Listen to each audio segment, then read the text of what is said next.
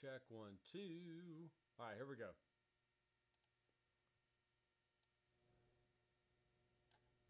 I want to hear myself a little bit more. All right, guys.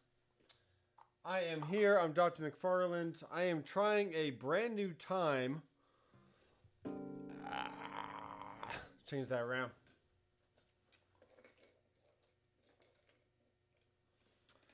I'm going to try to do these live streams a lot earlier in the day just to see if there's better response from the new times. And so here I am. I'm Dr. McFarland. If you are new here, I do videos and tutorials, or tutorial videos and how-to videos and fun playing videos on all things gear, whether that's guitars, amp maulers, tube amps, solid state amps, recording equipment, microphones, everything that you would want to know about being a musician in a modern world of direct to amp, or amp direct to interface solutions and all that stuff. So y'all come on in. I am going to be taking questions for the next hour-ish. I can go longer if I need to, but I try to do this from like 4 to 5, which is my new time schedule. But traffic coming home from work was a little heavy, so I did not get here before 4 o'clock, and therefore I'm starting just a little bit late. But it'll be fine. We're going to figure this out together and just have some fun. So I am using a microphone over here, and hello, it's a little bit closer now, but yeah, we're just still experimenting and making sure this is going to work the way I want. Maybe I should probably turn up the preamp sound a little bit. That should be a little bit better. Yep, that's better. All right, sorry about that. I am plugged into a Headrush core right now. This is a Kiesel Osiris.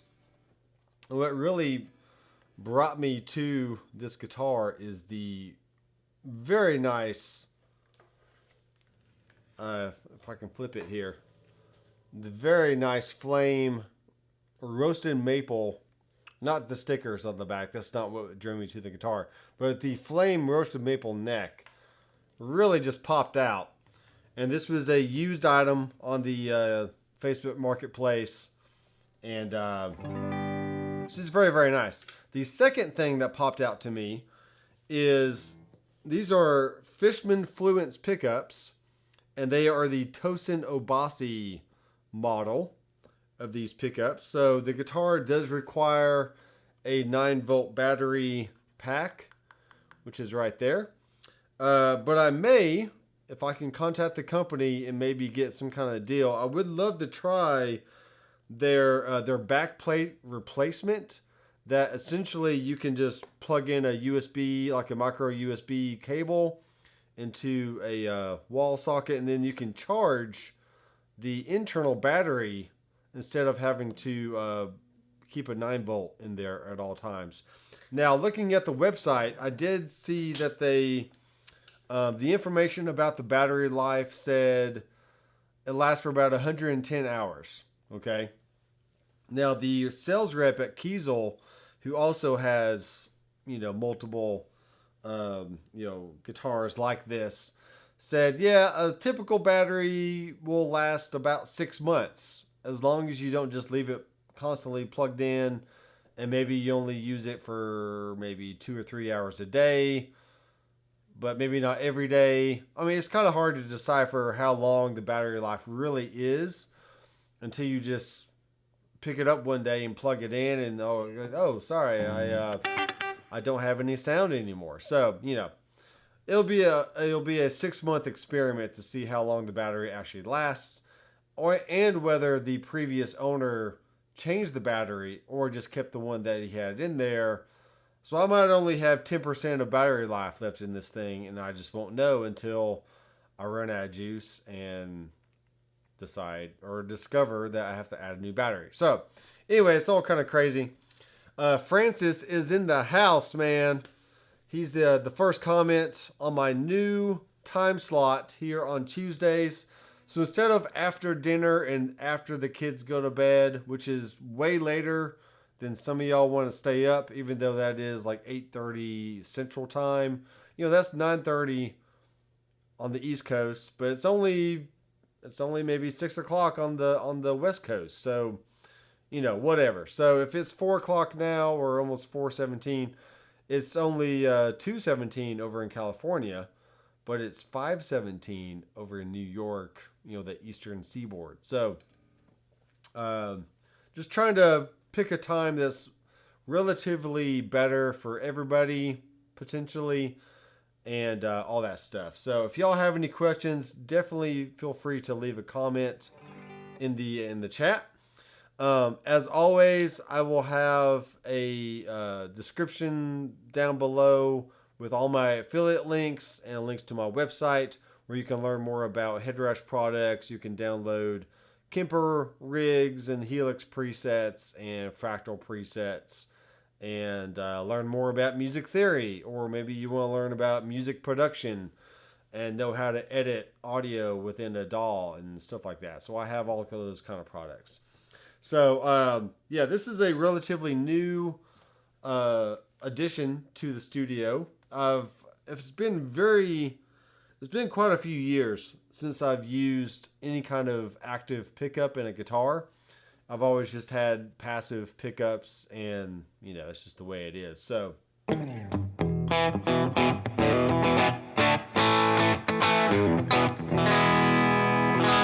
right, so let's just say, for example, this is the full humbucker in this position. And then I think what's special about the pickups is on the second position, this is a 5-way switch, even though we have 2 humbuckers.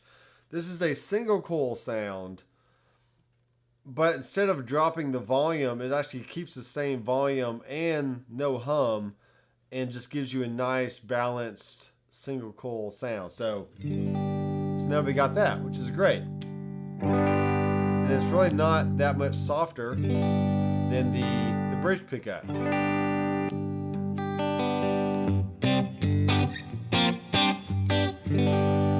So that's very nice. We have the middle position, which is, I guess, both humbuckers at the same time.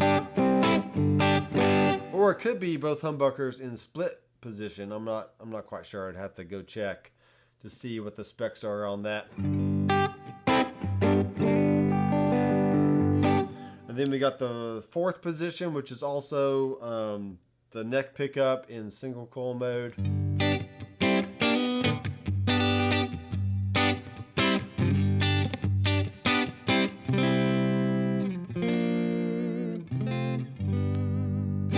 Okay, then we got the neck pickup by itself in humbucker mode.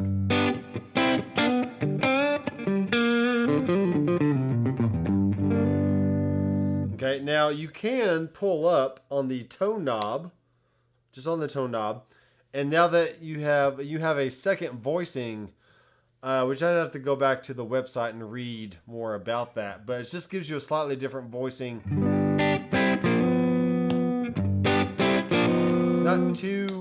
Not too crazy different, but I hear a little bit of a difference there. Then back to position 4.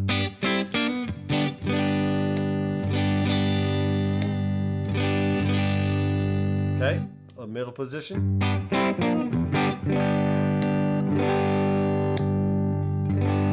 Okay, something is changing there, and then second position.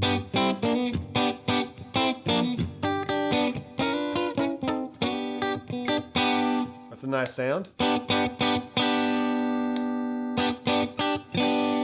Can't really tell. And then all the way back on the bridge.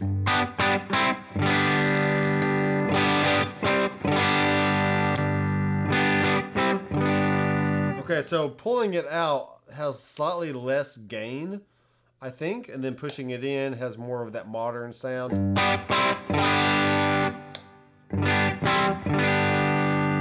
Yeah, more like a PAF, more just a lower output kind of pickup. So that is the advantage of having Fishman style pickups is they're tailoring each voice exactly how they want, and it's not really dependent on like how the cables are wired up. It's just something that's inherent within the pickup itself. So it's really kind of cool. If I can cut a deal with Fishman, maybe to do some review of some other style pickups, I would love to try their single coil options, which I do actually have in a different guitar.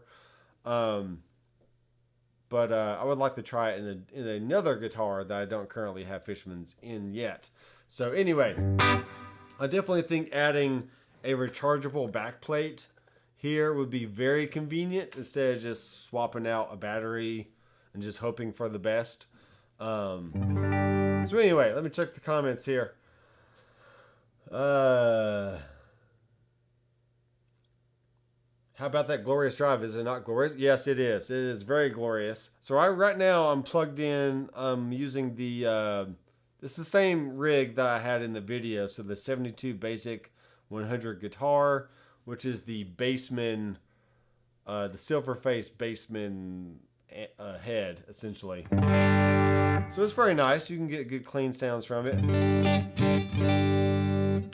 And then when you kick on the glorious drive, I currently have this in, let me go to my split gear option here. I currently have the gain or the drive down pretty low compared to how I had it in the video, which was all the way up.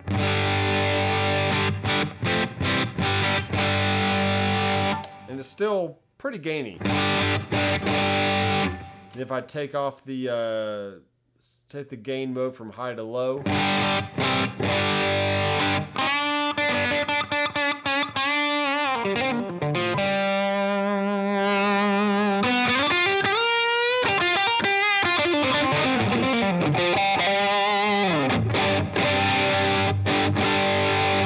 but maybe you don't need that much drive. You can just go ahead and keep it in that 20-ish, 30% area. Switch between the low and the high gain modes. And then kick on the tube screamer before that.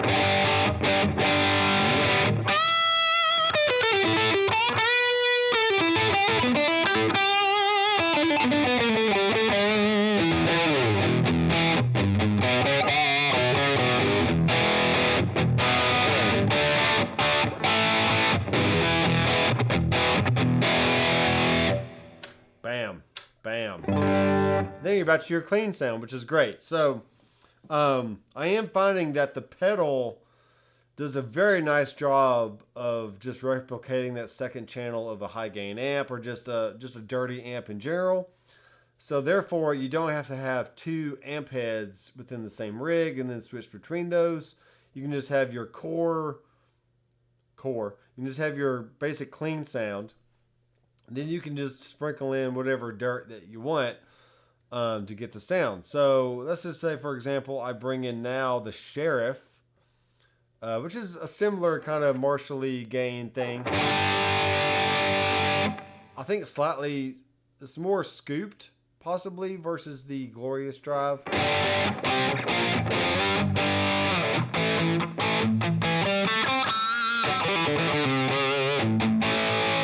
Okay, but maybe I bring the gain down.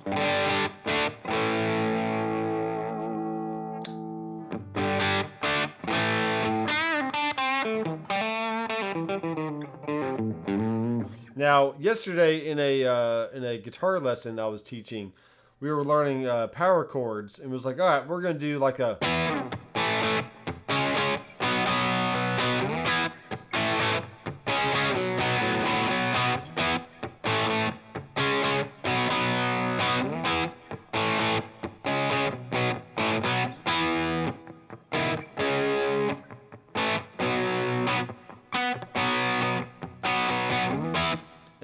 Just for example, right? And everyone's like, well, not everyone, but you know, you can think to yourself, how do I get that classic rock Pat Benatar sound that they had on the record? You know, well, more than likely it was either a cranked Fender, it was a medium gain Marshall type thing, with the SM57 on the 4x12 cab and just whatever nice room sound they had there in the studio, and that was it. You know, there's really no magic to it. And if you find a pedal that gives you the same kind of qualities of that sound that you hear on the record, then you pretty much nailed the tone of the record. I mean, yeah, there's going to be some nuances. I mean, they weren't using active pickups in their guitar. But as you've seen by the two different voices here, you know, that when you pull it up, it does have more of that PAF style humbucker sound. So by all, you know, if I just played in a band and you didn't know what I was using, you didn't know I was using a Headrush, and you just assumed, yeah, he's probably using some kind of Marshall stack with the tube screamer and a SM57 in front, and that's it. As long as the sound is pretty close and it makes you feel like you're hearing the song, then that's really all that matters.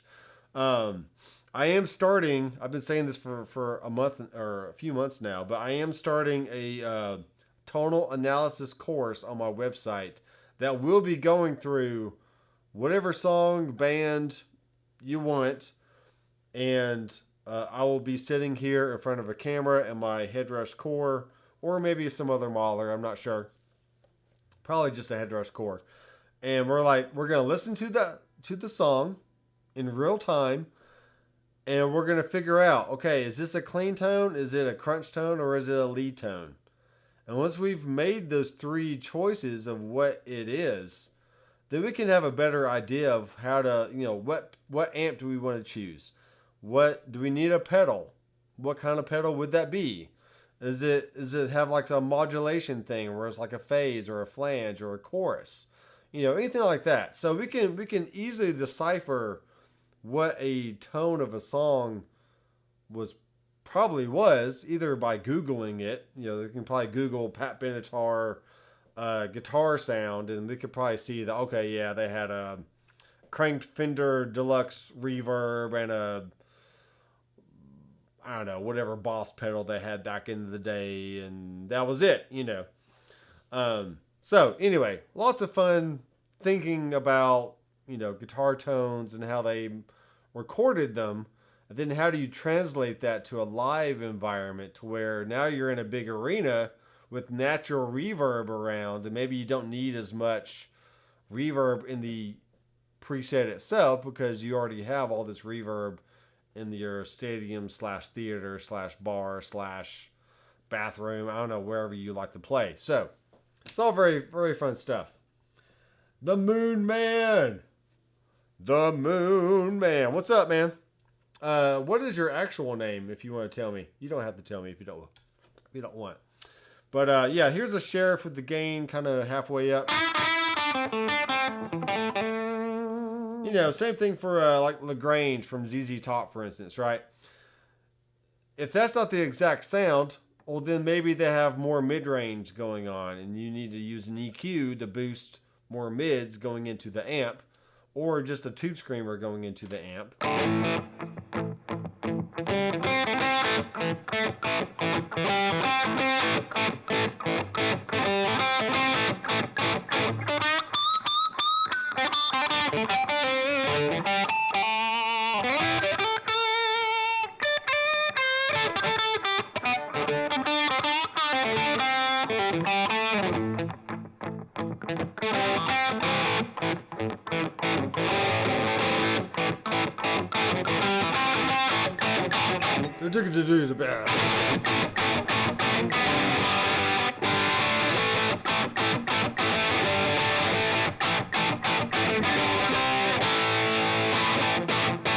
Now, once again, it's not exact, but, you know, I don't have Billy Gibbons' guitar and his exact amp rig and whatever microphone they use in the studio. I mean, so you're just doing approximations of what you're perceiving the sound to be on the record or on the radio or on your phone listening to Spotify or whatever it is. So, Bill Moon is the name. Awesome.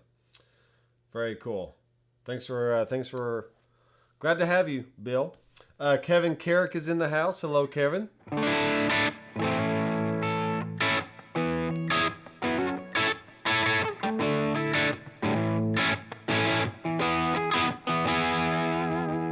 Now, I will go one more level deep on this recreation of tones on the album, whatever.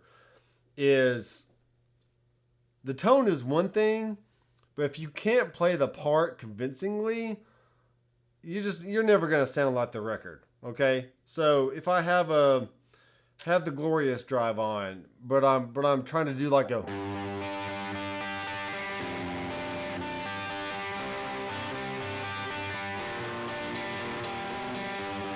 actually, that was after the amp. That was horrible. Let me put that before the amp again. Crap, what's going on? Oh, that's what's going on. Right, I'm playing a part, but the sound isn't right because that's not how that December from Collective Soul song goes. But if I was playing a clean sound with a little tremolo on it, but I was doing like...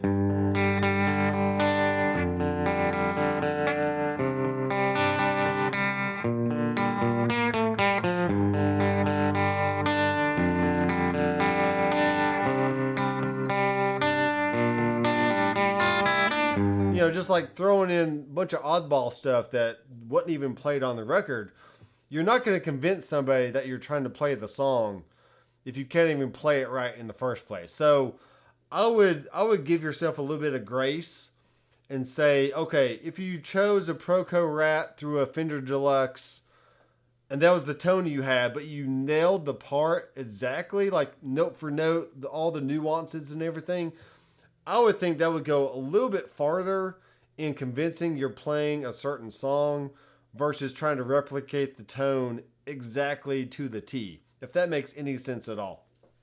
Another great example is Randy Rhoads on all that Blizzard of Oz stuff and all, all the Ozzy Osbourne stuff you played on. I honestly think that tone is not all that great. Excuse me. What am I saying here? If we listen to, Crazy Train, for example, okay, we got the...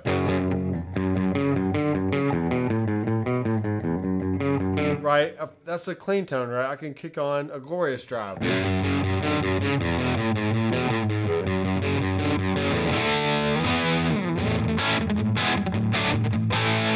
have a tremolo on. Let me turn that off. Right? I'm not playing it exactly, but when I hear that song, I hear a guitar amp in a room that's really not mic'd all that great. It's kind of muddy sounding and not a lot of clarity to it. Now the playing is amazing, which makes that part shine like it does in the song, but that's just not a shiny example of what the most amazing guitar tone should be when you record a song. That's just my opinion. But we try to listen to Crazy Train, and it's like, oh, we gotta nail that crappy guitar tone. It's like, no, you don't. You can pick way better tones nowadays, and as long as you play the part of the song really convincingly, you can get away with having a slightly different tone that's on the record, and people will know he's definitely playing Crazy Train right now because it sounds like the song. He's nailing the parts. Who cares if the high end of the guitar is not exactly how it is on the record? Or maybe you got too many mids, or maybe you got the scoop mid thing going on. I don't know, just whatever. So it's just a very interesting topic to think about. I have a text message real fast. I'm checking. Will my work with mixed buzz? Okay, I got to answer a question. So this is a Tac-O-Bout Gear Livestream. So a friend named Joe is asking if I choose mixed bus as a DAW, is DAW 2 in the 360 software where my SSL control surfaces work with mixed bus well, also working with Pro Tools as I switch back and forth. Yes, but you should choose the UF8 as the controller in mix bus preferences as well.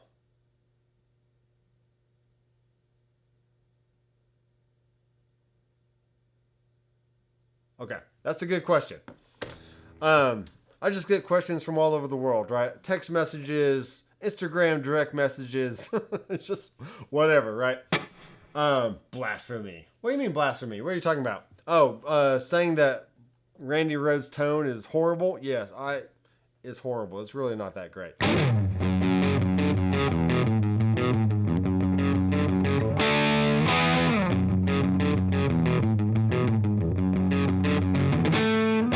Now, I'm going to take off that one. I'm going to go back to the Proco Rat, for example. This is a good example.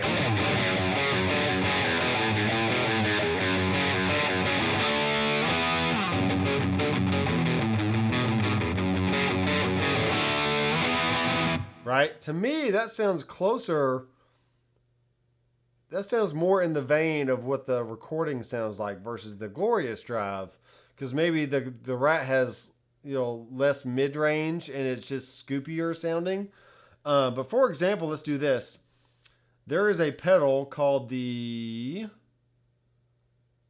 think it should be just the 250 overdrive. The MXR 250 drive. Something, maybe it's in the distortion. Let me check. No, it's the MX distortion. That's what it is. All right, so the MX distortion, I'm pretty sure that's what Randy Rhoads used in front of maybe a Marshall amp or something to get his sound. Possibly, I don't even know. But if we kind of crank this up.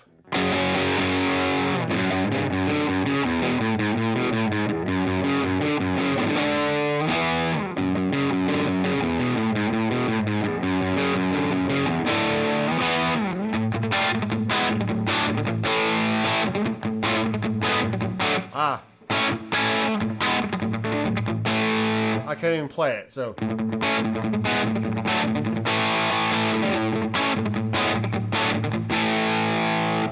Okay, is that closer to the record than the Proco Rat or just using a straight up Marshall amp? I mean, I don't know.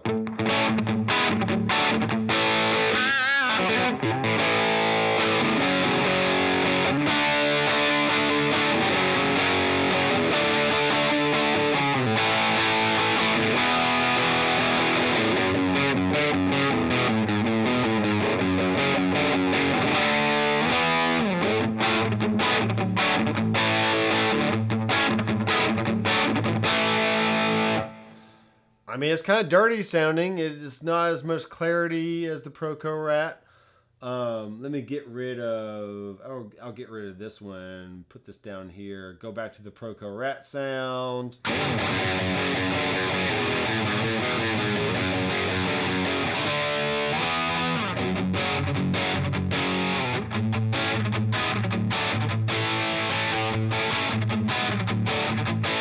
Maybe kick in the Tube Screamer.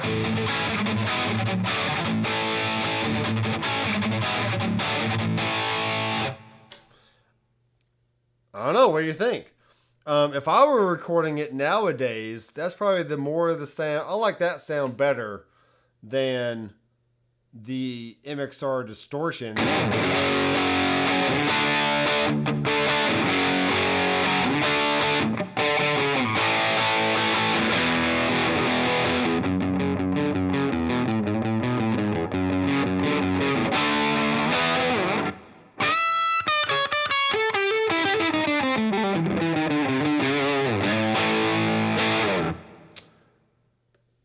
It's just choices. It's just choices people made at one time, and we like, oh, we're not worthy of your choice. It's like, it's just choices, guys. Pick a sound, go for it. Make sure you can play the part, first of all. And if the part sounds good and the tone you're using is halfway usable, then it's more likely it can be a big hit. Whatever. So it's like the whole John Mayer thing when you're doing the that kind of deal.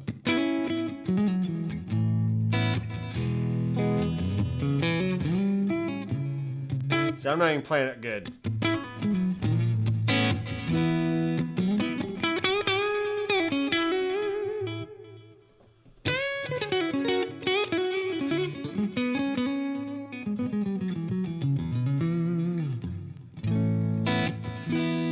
You know, that's not going to work if you use a humbucker pickup, for example.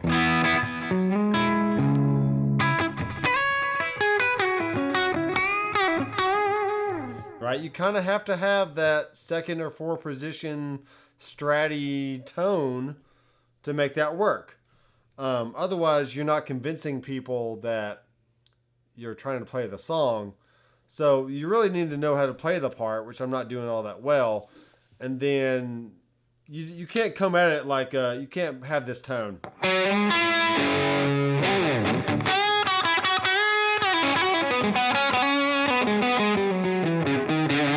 Right, it's just...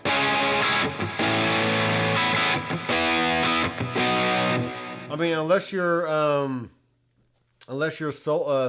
Shinedown, for example, and you're trying to do a cover version of a John Mayer tune, which in that case, yes, you can go all out and do your own tones and do whatever you want.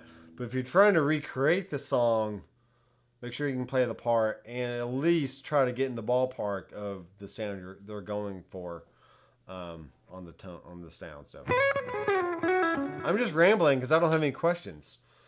Yes, it's very close. Pick a man. What's up, dude? I'm going back because I missed a few questions. I rambled too much. I'm sorry. Okay. David Campos. Is it worth upgrading from the regular Headrush pedal board to Prime? Well, it depends. If you like the auto-tune option, if you like all these other things like metronome, right?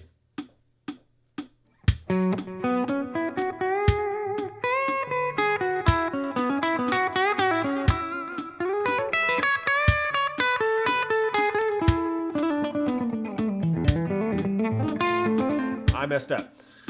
If you want a practice tool built in, then yes, upgrade. If you want an actual practice tool where you can start a loop, you can bring it in and out. So let's do add a track to get started. Let's do this one. Here's a load. Okay, now I can play it.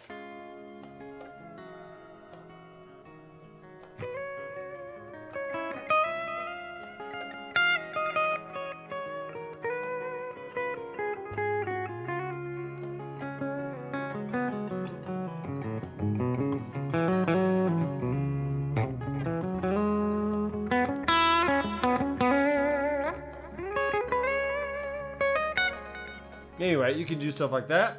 We can raise the pitch. Doesn't sound all that great, but you can raise the pitch. You can speed it up. We can slow it down.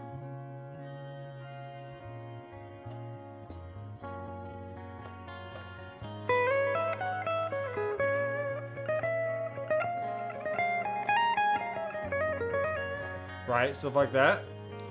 Very cool feature. Obviously we have a tuner. We have a Headrush cloud. So let me turn this practice tool off. Pause. The pedal board, gig board, and MX5 does not have a Wi-Fi or Bluetooth option in there. So therefore you can't connect it to the cloud. You can't do automatic updates without plugging into the unit.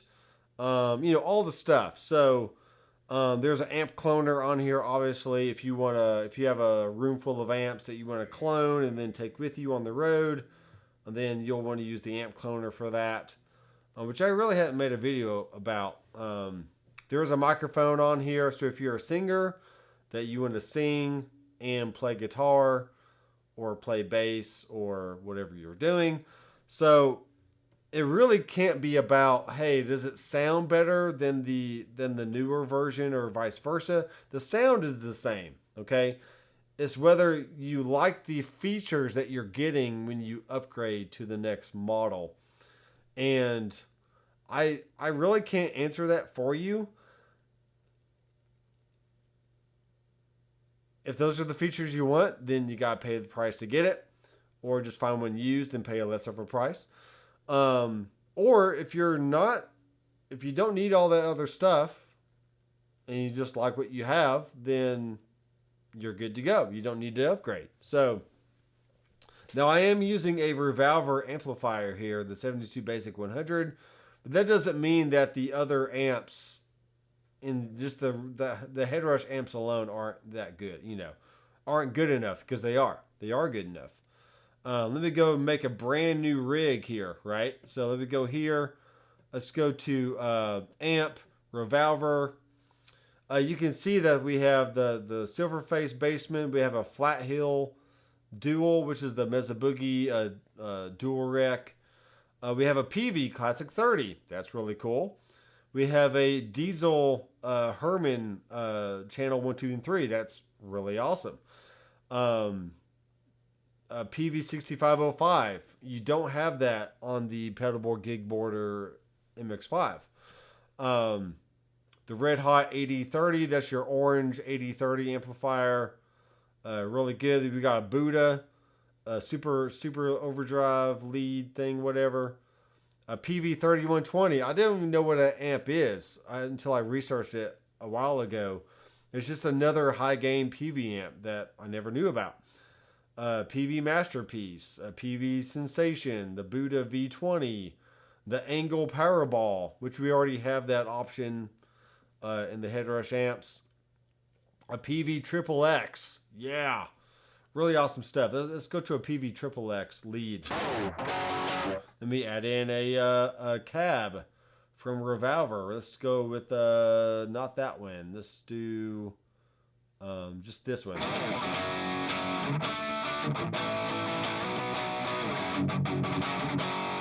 Okay, I mean it's a sound, right? It is what it is. Sounds pretty good. We'll go to an air reverb. We'll just put in an ambient sound. Maybe bring the time down and the mix down.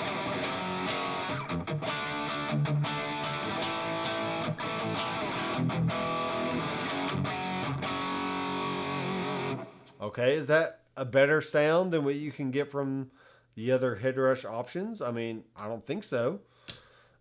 It's just a different nuance, just like anything else. So, but thanks, David, for asking that question. It is very important to know what features you're looking for, and is that worth upgrading to the next one. Gene DeBory, I can talk.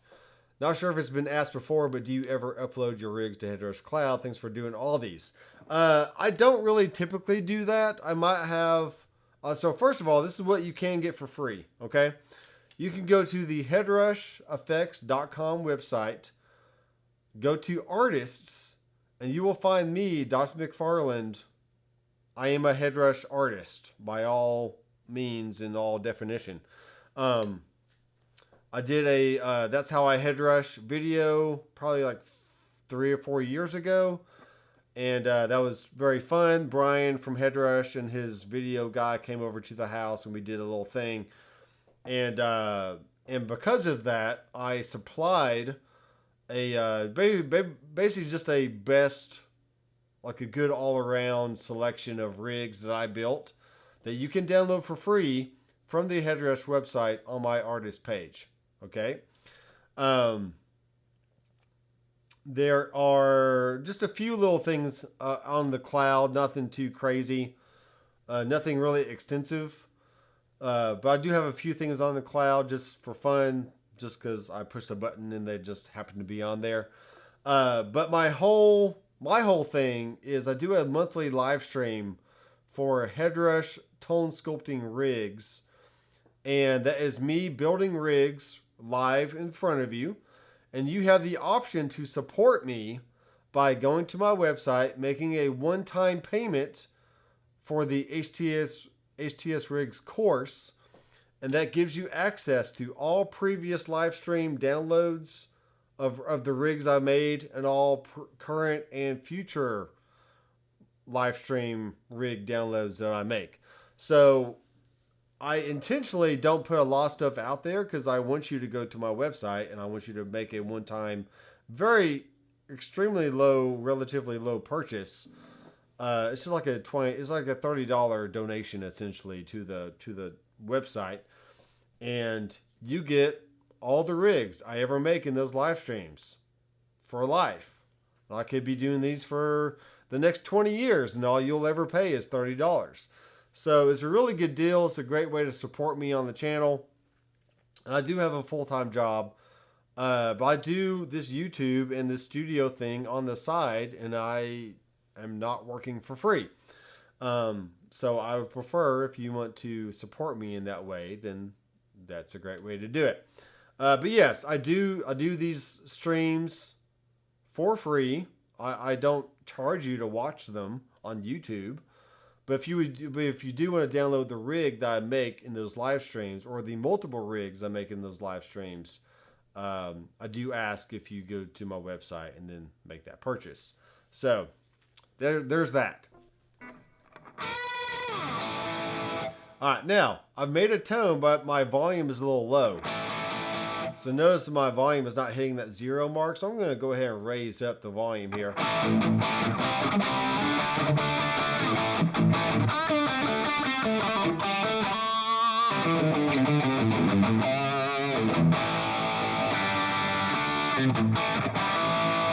Great, that sounds good to me. Let's add a delay. The Doc Dyne delay.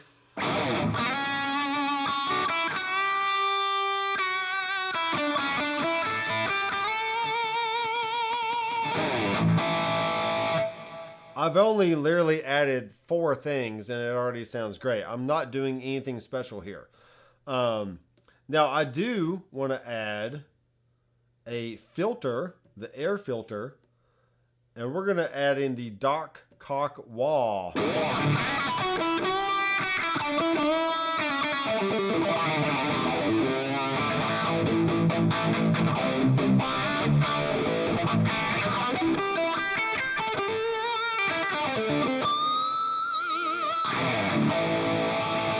Yeah, it's a fun way to get a wah-wah sound without having to use your foot, which I love. Thank you, Gene, for the question.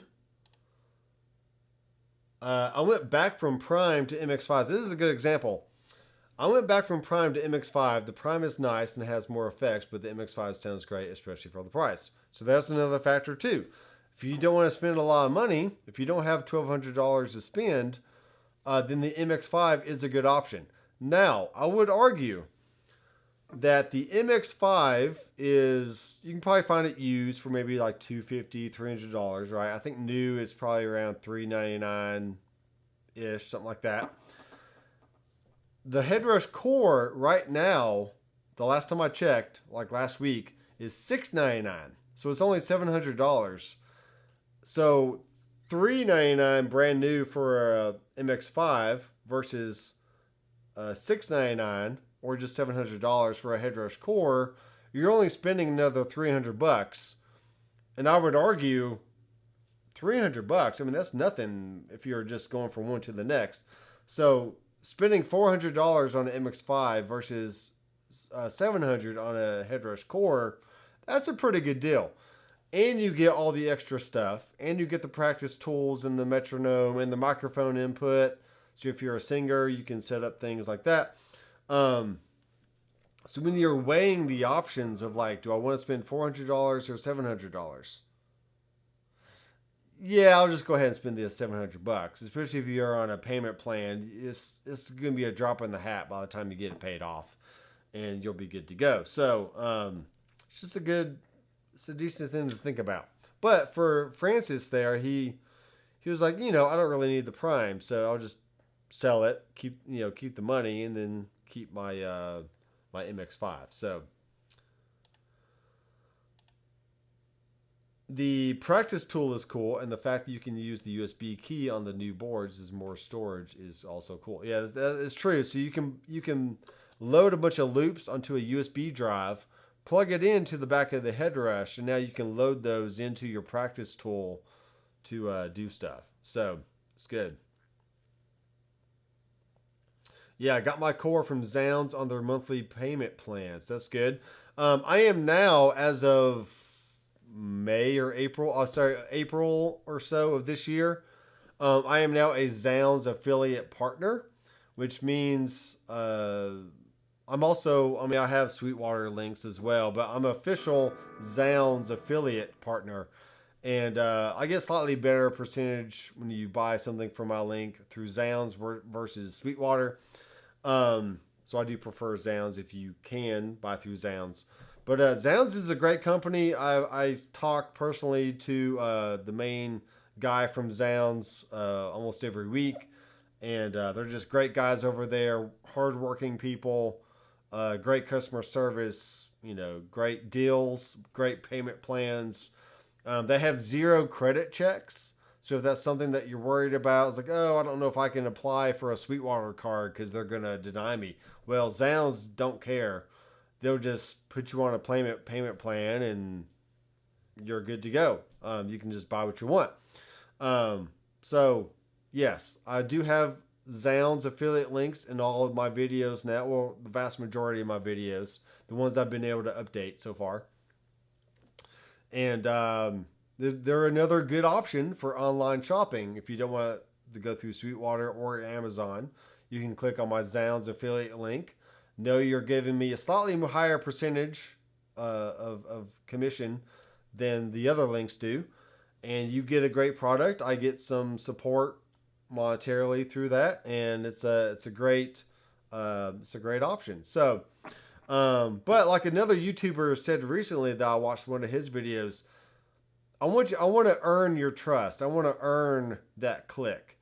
So if you like my channel, I'm very happy that you're here. I'm glad that you're watching. And I want you to know that I'm not just here to sell you something. I use all this stuff personally. I am a recording guy. I'm a blues rock guitar player. I have 30 years experience playing in bands and recording and testing out all these different modeling units and all the different amps and all the different guitars and pickup configurations and all the different stuff. So my knowledge in here, I want you to have, and you can do that by subscribing to my channel, clicking the bell notification. So every time I release a new video, you can come watch it and spend 10 to 15 minutes learning something new that then you can go try to implement into your own setup and just be a more confident musician, which is also a little tagline that I've added to my website and the YouTube channel here within the last few years. Is I want to build a community of confident musicians who is always ready for the studio or the stage. So if you're coming to my channel and my website and you have that desire to be a more confident musician, then you have come to the right place, because I will help you in all my power to get you to that next level of confidence and just knowledge about gear and playing, so you can go have fun with your friends and maybe make some money on the side doing some bar gigs on the weekend or whatever you want to do. So yeah, all fun stuff.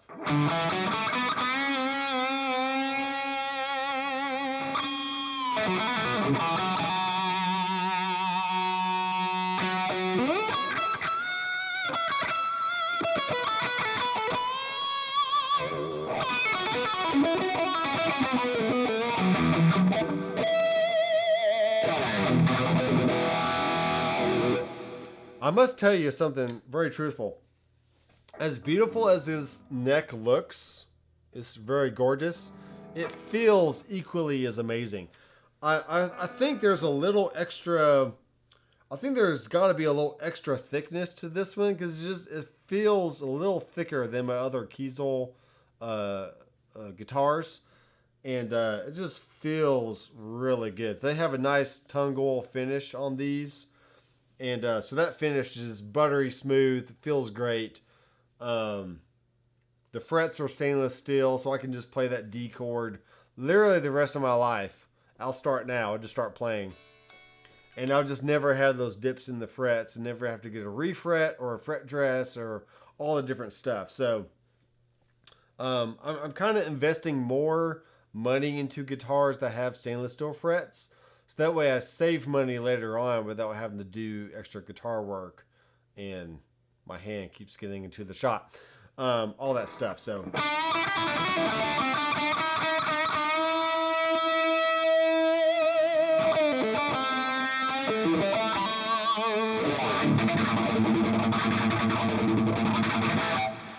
something really cool.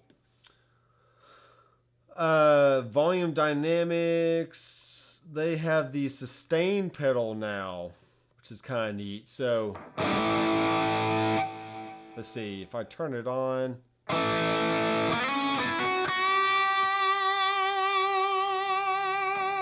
Yeah, it's not going to work like that. I think I have to have an expression pedal hooked up to do that. I'll work on that. I got an expression pedal over here I can use. Let me check the comments here. Can you make a video on the external what? Expression pedal use and setup. Oh yeah. Yes, I can do that. Actually, I mean, I really don't use expression pedals a whole lot.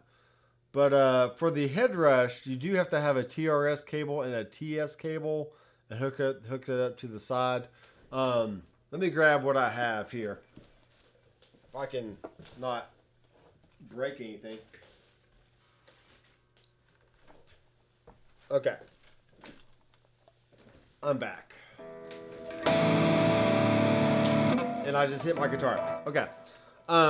This is not the official Headrush expression pedal, but this is the Mission Engineering expression pedal called the Mission Aero SPHR. And you can see it has two inputs on the side, and one is for especially an out 1 and 2. So it has a TRS and a TS, and you need both of those in order to click the switch.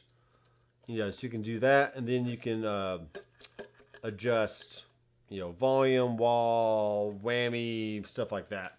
But I definitely prefer, I just prefer the workflow of just kicking in the air filter and just letting the filter just do the job for me. So.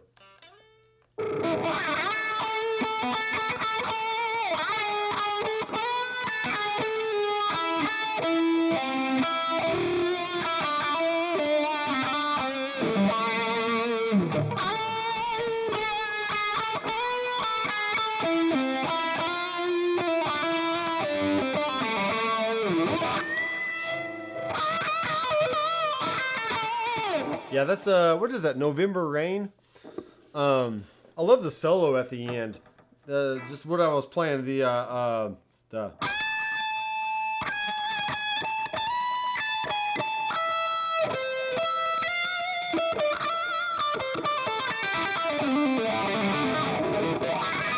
whatever he plays, and just having a little bit of movement in there does the job for me. So.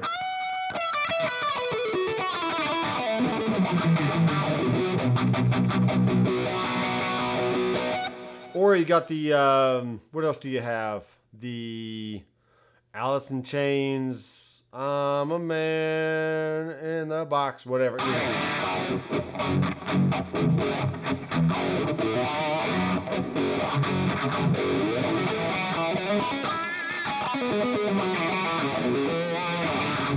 don't even know what key it's in, but, you know, just something like that. So if you have to have a wall pedal hooked up where you can have more control over the sweep, that's great.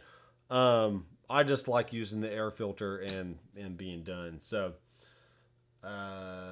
yes, but Dave, I will do a video on external expression pedals. Okay. Pick a Man says, I have just bought the core, would like to make some 70s Rush rigs. Okay, well, like I said before, you need to listen to the song and determine what 3 categories that tone is in. Is it clean? Is it crunch? Is it lead? Once you've determined that, you can probably just Google, okay, what guitar did they have? Okay, they had a Les Paul with humbuckers. Okay, great. So I know not to use a Stratocaster or a Telecaster for that kind of guitar sound. You might discover, okay, he had a high watt, kind of amplifier with a 4x12 cab and a greenback speaker. Okay, well, that'll get you a little bit closer. Okay. But as I was preaching before, as long as you can play the part of Alex Lifeson and get the parts down really well, I think the audience will forgive you a little bit if the tone is not spot on. That's just what my truthful feelings are about that. Obviously if we do like let me go back to this other rig here. Let me save that. Okay. All right, I'm going back here. Actually, no, I'm going back to this one. Okay, so for example, if we're playing this kind of thing,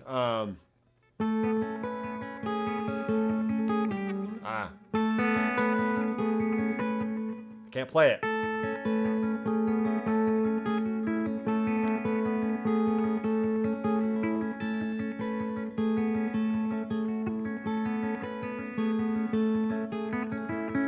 Right? Whether you play that on an electric guitar or an acoustic guitar or a classical guitar, people know what kind of song you're trying to play. So at that point, if you can really nail the part, then whether you play it on a Strat with a middle position pickup, maybe you're doing... Actually, that sounds a little bit closer, probably.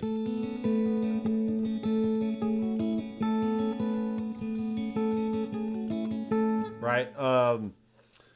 Maybe they didn't have delay on the song, but maybe they had some tremolo, or maybe they had like a little bit of phase or flange going on through. I don't know, whatever. There's really very little you have to really do to recreate tones on an album. But you got to be able to nail the part. You got to be able to play it convincingly.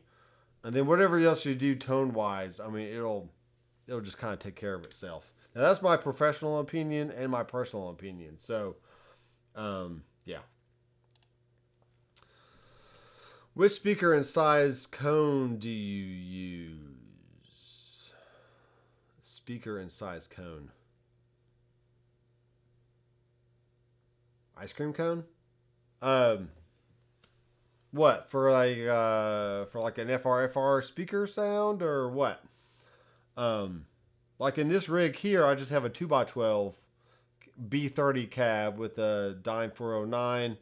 Then the other cab is the same thing, but with a ribbon 121. So I have a Quilter Aviator Cub over here, which is a great little amp. I have a Blue Guitar Amp 1, which I need to do some more videos on here probably in the month of September. And a little 1x12 cab. I have a Fender FR12. That sounds really, really good.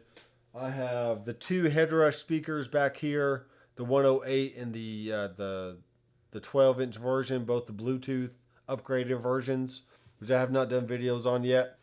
So those are really my speaker options. I'm not sure what you mean by what cone do you use, what size cone do you use? Give me the biggest ice cream cone you can get me. I mean, just the bigger the better, right?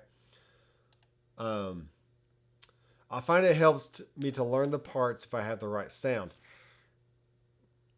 Well, maybe. I mean, like I said, if you hear an overdrive sound, if you hear a cranked amp sound on the record, more than likely you need a cranked amp sound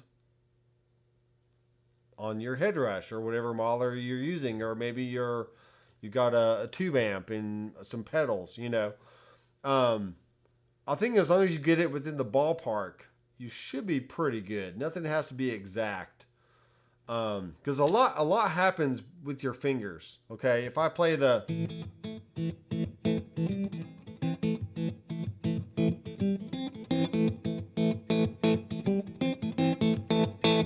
right? If I turn on the tube screamer. But if you're not plucking the strings right, all those little nuances and, you know, pinch harmonics and all the stuff, it's not going to pop out the way you want, because your fingers aren't doing the technique needed to make those things happen. So yeah, this is what I think. I mean, obviously you're correct. You want to be able to play the part a certain way, but you want the sound to be there first. And I'm saying you can learn the part on an acoustic guitar, but once you add in the electric guitar element, as long as you have either a clean tone, a crunch tone, or a lead tone, you can, you know, if the notes are there, then the tone will just kind of take care of itself, I think.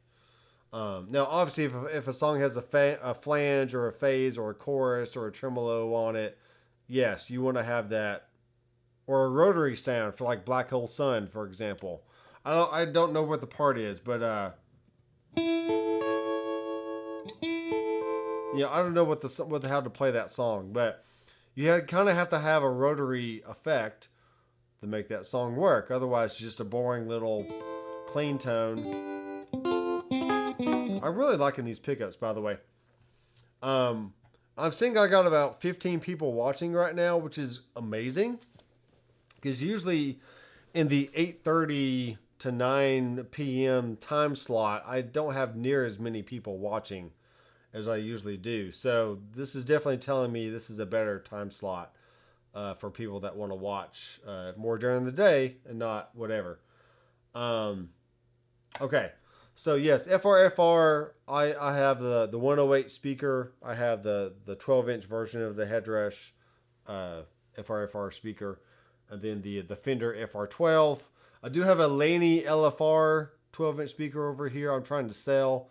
It's just a big behemoth of a speaker. I just don't need that size speaker. Because it literally just sits here. It sits here beside my desk. I don't take it anywhere because I don't want to pick it up. Honestly. Yeah, Closer to the Heart. That's a cool song.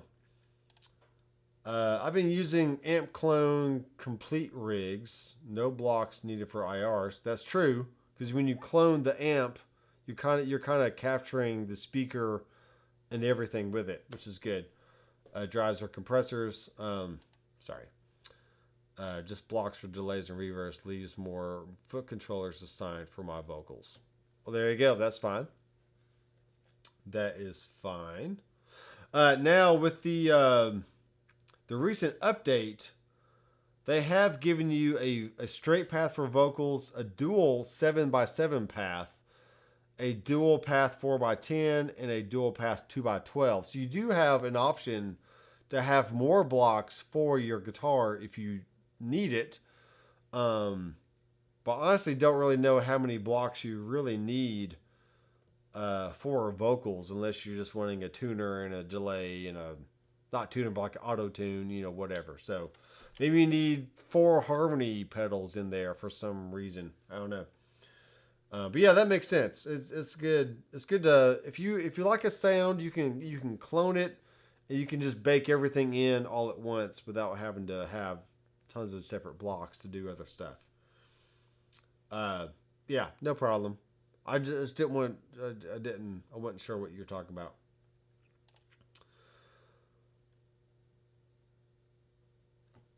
FRFR is great. A Boss Katana sounds awful. I'm going to argue with that one. I really like...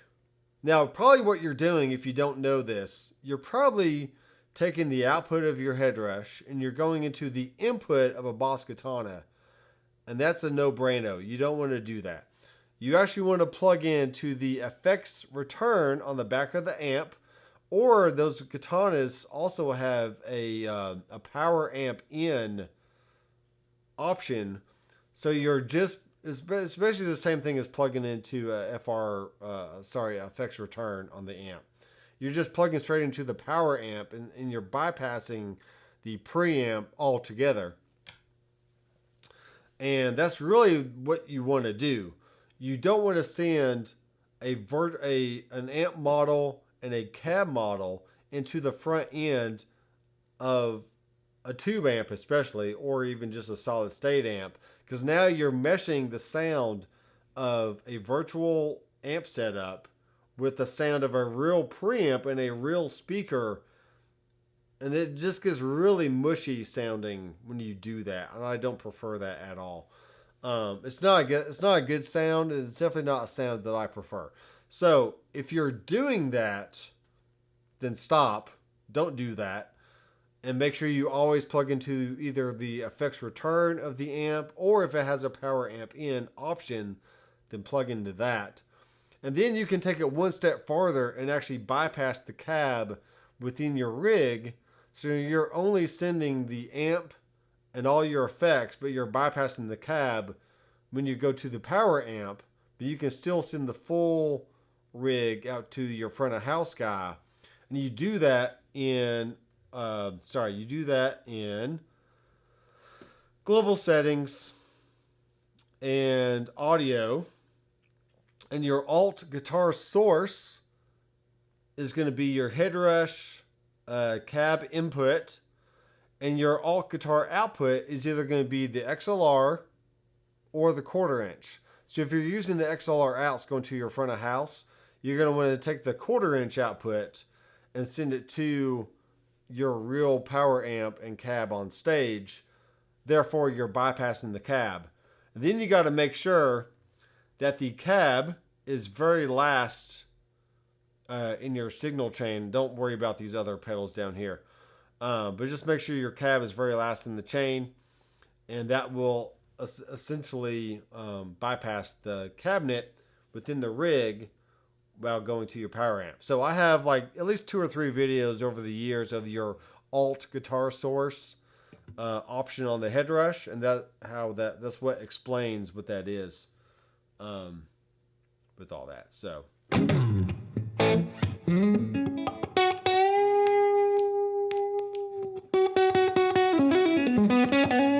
I know a lot of guys, Jason Roller from Alabama and a few other people, they actually use the tube screamer at a very high drive setting.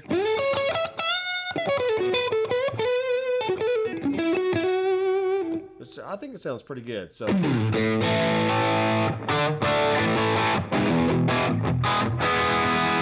versus having the tube screamer down and the volume all the way up. That also sounds equally good, amazingly enough. All right, let's take some more comments here. So yes, the Boss Katana does not sound awful. It's just probably your perception of what you're doing. Early Rush probably used a plexi. Yeah, sure. Most people that in that day either had a cranked Fender or a Marshall plexi or something. They didn't have the Mesa Boogies and the orange and the high watt. Well, they had some high watts, but you know, they just didn't have as many options as we do now. Andrew Collins, the Helix connoisseur, thank you for being here. What's a good black paint for painting scratches on stage speakers? Oh, geez. I am sorry, I do not know. But you can probably go to either Home Depot or Lowe's and ask one of the associates there what their best guesstimate would be on a good paint to cover scratches on speakers like that. I think it kind of depends on what the finish on the speaker is. If you have a glossy finish or more of like a matte finish kind of deal, you might be able to take a Sharpie pen and just color it in, and do stuff like that. I'm not sure, so I'm sorry, Andrew. That's a good question. You could probably even Google it and get a good answer, better answer than me. It's 11:15 here. Just going to practice for an hour. 11:15. Where are you from, Pickaman? Because it's only 5:21 here, so you gotta be. I mean, you're not in England. Well, 5, 6, 7, 8, 9, 10, 11. Yeah, you might be over in London, somewhere over there, maybe. Somewhere across the pond. I did plug into the effects return. It still didn't sound too good. Therefore, it's much better. Well, There you go. I can't assume anything. I can't assume that you know what you're doing. So I have to treat you like you're you don't know anything, and I just gotta hold your hand and be like, all right, if you're doing this, stop it, and then make sure you plug into the effects return. But maybe you just don't like the speaker and the Boss Katana, and that's fine. Or maybe you're not bypassing the cab within the signal chain, and you don't like that muddy. You don't like the extra muddiness of the virtual cab versus the real speaker meshing together. That could be very possible. So I bet if you plug into the effects return and then bypass the cab just to try it out without using the alternate output source, that would be a good experiment for you to see if you still don't like the Boss Katana. And then, obviously the FR option is still a good option for you. So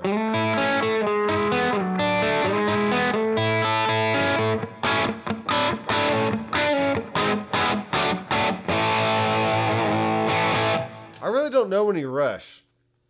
I mean, I don't turn them off when they come on the radio, but I've never really gone out of my way to just sit down and listen to Rush music or really learn Rush songs on the guitar other than, Closer to the Heart by,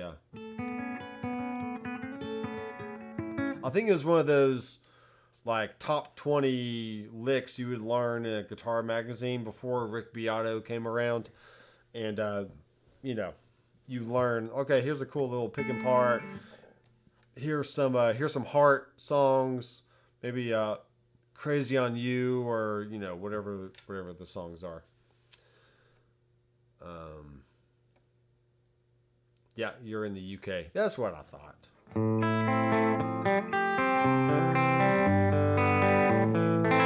Well, the other day before I made this rig, I was literally, was it Sunday night? Was it Saturday night? I think it was Saturday night which is what it was. I was up here in the studio from like 10 o'clock all the way to like 3 in the morning. I literally played for like 5 hours straight, just swapping guitars, making different rigs, trying out different drive pedals, playing through the the Fender FR12 over here. And like all the tones were just amazing. I really enjoyed jamming by myself for those 5 hours, just getting lost in the music and the sweet tones, and it was great. Andre is from Brazil. Hello, man. It's good to have you here. Definitely appreciate the more viewership during this hour of the day versus later in the day. So I will definitely be going live more earlier in the day than later. Now probably Friday. When is the month over? Because I need to do a Headrush live stream.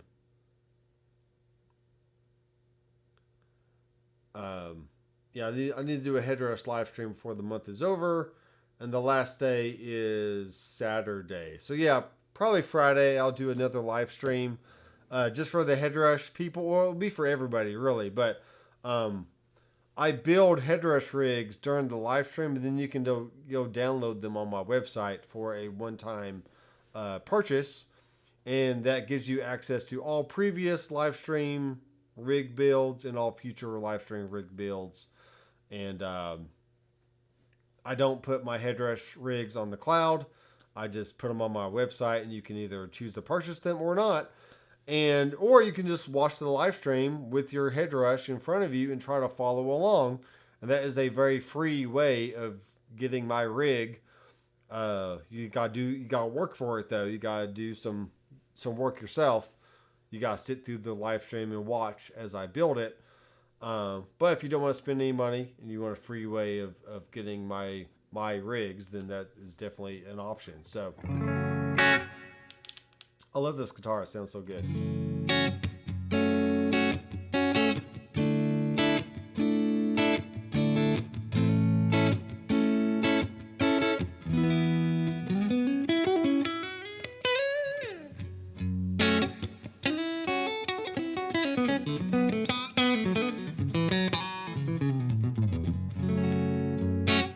All right, guys. I think that's pretty good for today. I started about 4:13, and I've gone for about an hour and 16 minutes. That's probably pretty good. I appreciate everyone for watching.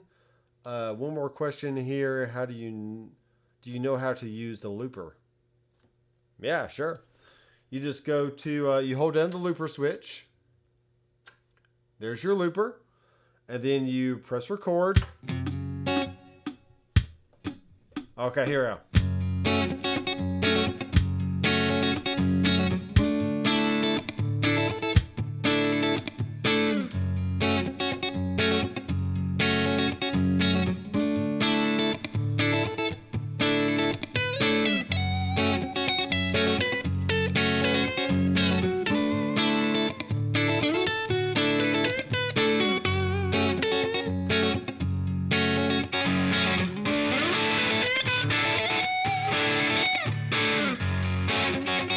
Hold on.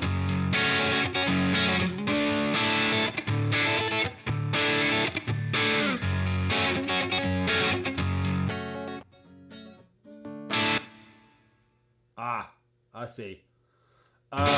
Okay. I gotta stop this. I do know how to use the looper, but there's a setting in here that tells the looper to be pre or post. And where is that? Looper. There's a pre or post option somewhere in here. FX loop. No, that's not it. I forgot where it was. But anyway. Cab. Yeah. Remaining storage. No. Alright, let's go back. Speed, length, playback, mix, feedback, source. I want this to be the guitar in. But I also want you can set it to where the looper is either pre everything or post everything. And if it's pre, then whatever changes you make will be applied to the loop. But if you have it post, then you can go back and add in delay and overdrive and whatever you want and not have it affect your original loop that you made. I'm not seeing where to change that though. For some reason. Maybe it's up here. Oh. Is this it? Okay, so there is a count in. So there's a 2-bar count in, which is cool. Global sync, that's fine. Metronome on record or off or on. So you can just leave the metronome on at all times. MIDI beat clock is on. Time signature is 4/4. There's got to be a setting somewhere. Once you've recorded a loop, you can press save. You can store that on the unit itself, which is great. I'm sorry, at this moment, I do not know how to change it from pre to post. And that should be something relatively simple. But it's not. Okay, interesting.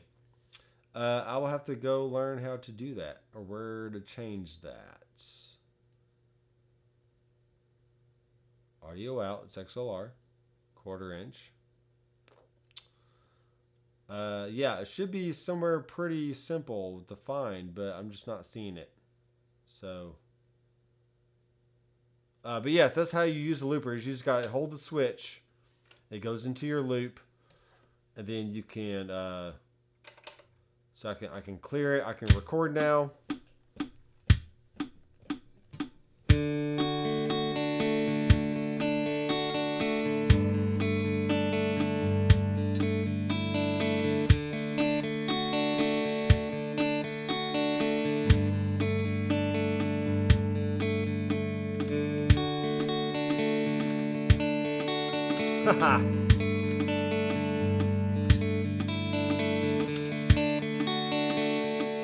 I do know how to use it, I swear. I didn't go out of the loop right on at a good time, so I messed up. You do have to kind of practice with the looper a little bit. Playback is normal. Reverse. Okay. I'm still just baffled on where to change the pre or post option there. Anyway, it's fun. It's all fun. I just noticed that the source on mine was on XLR out. Yeah. Yeah, so if you have headphones on and you don't have it assigned to your headphones, you're not going to hear it. Or if you have it assigned to the quarter inch and you don't have anything plugged into the quarter inch, you're not going to hear it. So that's how it is. That's the problem I always had when using the looper. What? Like not stopping the recording at the proper time, probably. What's up, Dwight Bailey? Glad you're here. I'm about to get off here, but that's fine. Yeah, so my new time is 4 p.m. on Tuesdays. And I'm trying to do it a little earlier in the day. And then that gives me more time maybe later that night to do some actual studio work, which I need to get done for a few people. And yeah. And also I think more people watch during the day than at night, possibly. So, like I have 14 viewers right now, which before, like I literally just had like 8. Now it jumped up to 14. So, I don't know what's going on. Sam, what's up? Hi, how do you recommend to use your core in combination with analog pedals controlled by a Boss ES8 switcher? Can I recall presets or scenes via MIDI? Yes, you can. So, there is a slight downfall to the Headrush units, as in they can receive PC and CC messages, but they can only send PC messages. So that means that the Headrush itself is not that great at controlling other units.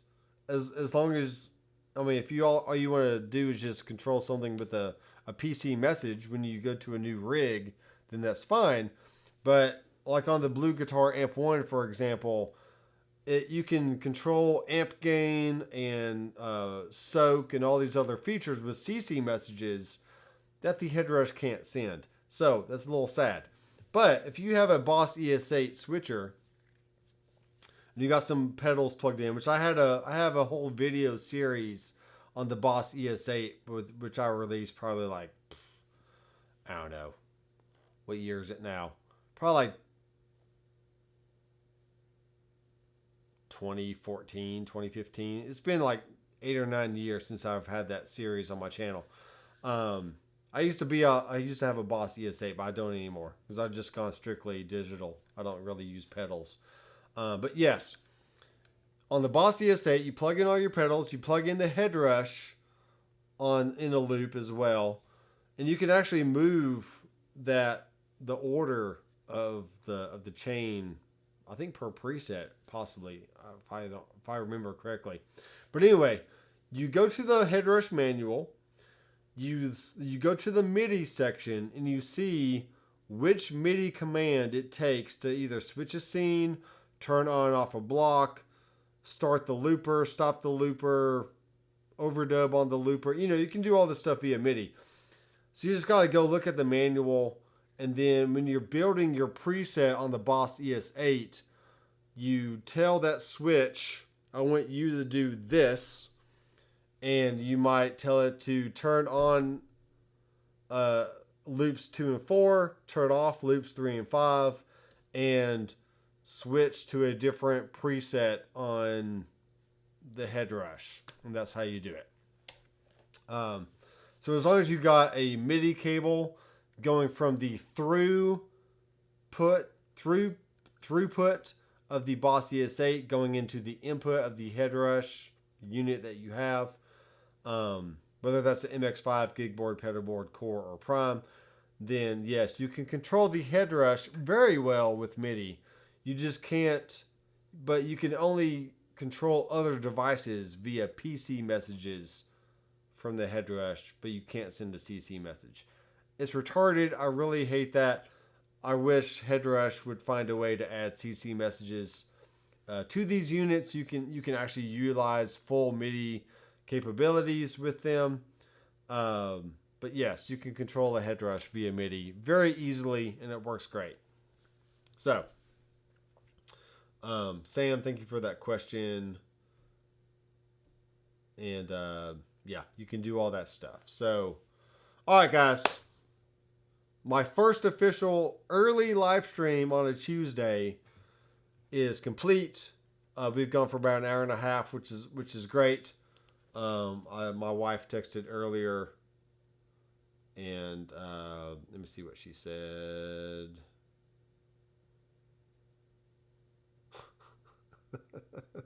Oh no.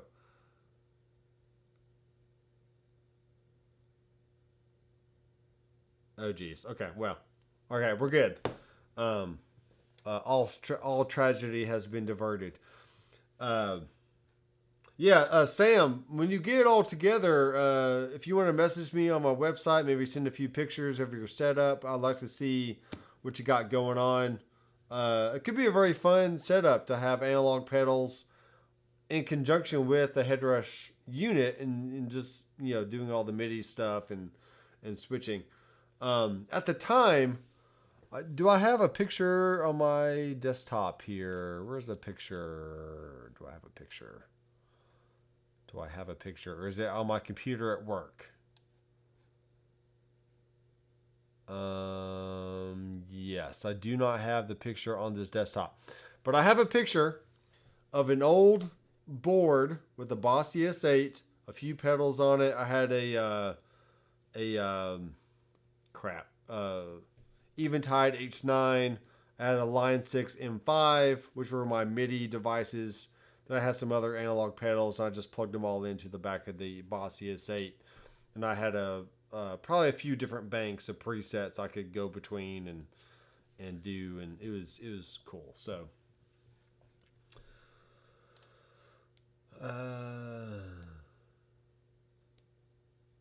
no tragedy, but we don't have a dog, so we're good. I'm getting really frustrated with the core. I've had it and been using and tweaking it endlessly for that worship guitar sound.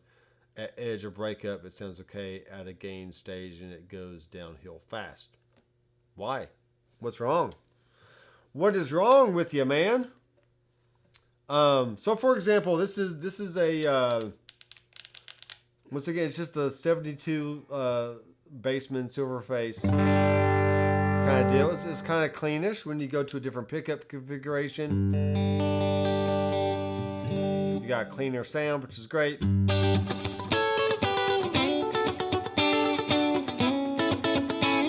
So if we do like, I like this song for example. So if we do a little Proco Rat, we go to.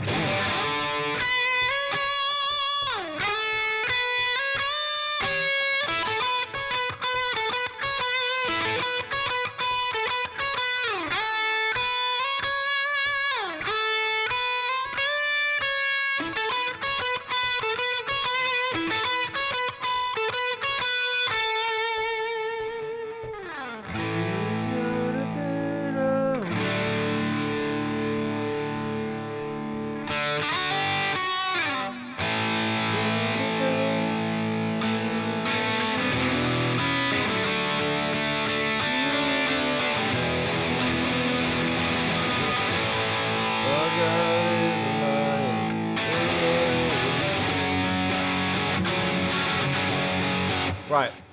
A little Lion of the Lamb, kind of tune. But, maybe that's too high a gain for you. So maybe the Glorious Drive at a lower gain setting might be better. So then you kick in a little Tube Screamer.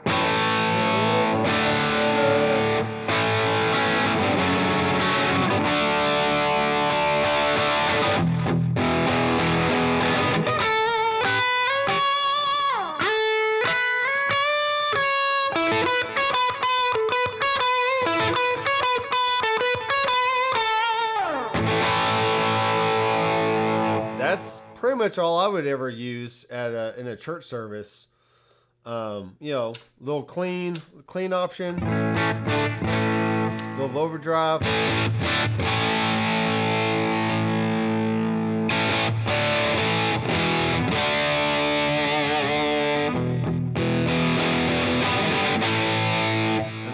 maybe kick on a tube screamer for more of a lead sound.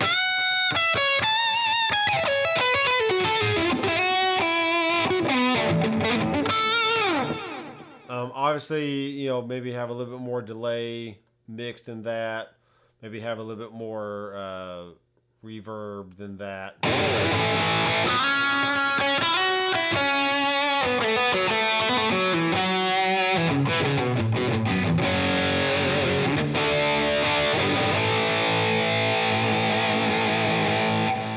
I'm trying to think of other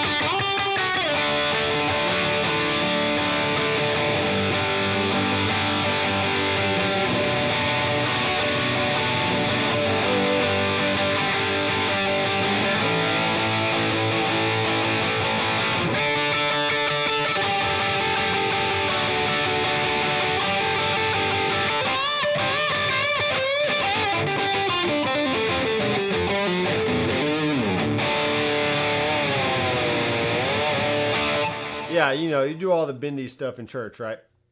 It's all good.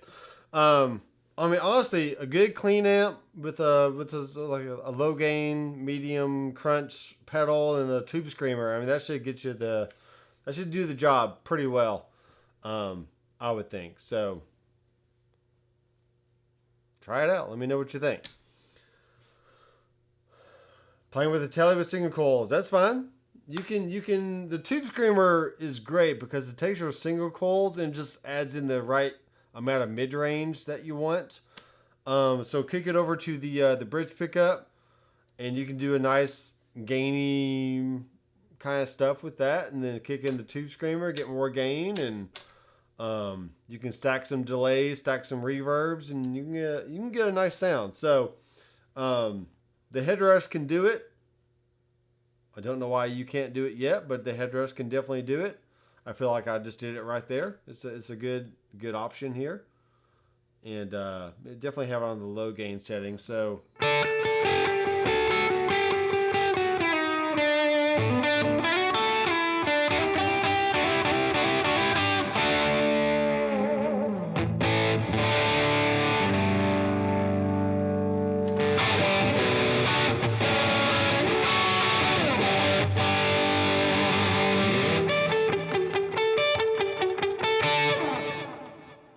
I'm not playing YouTube in here.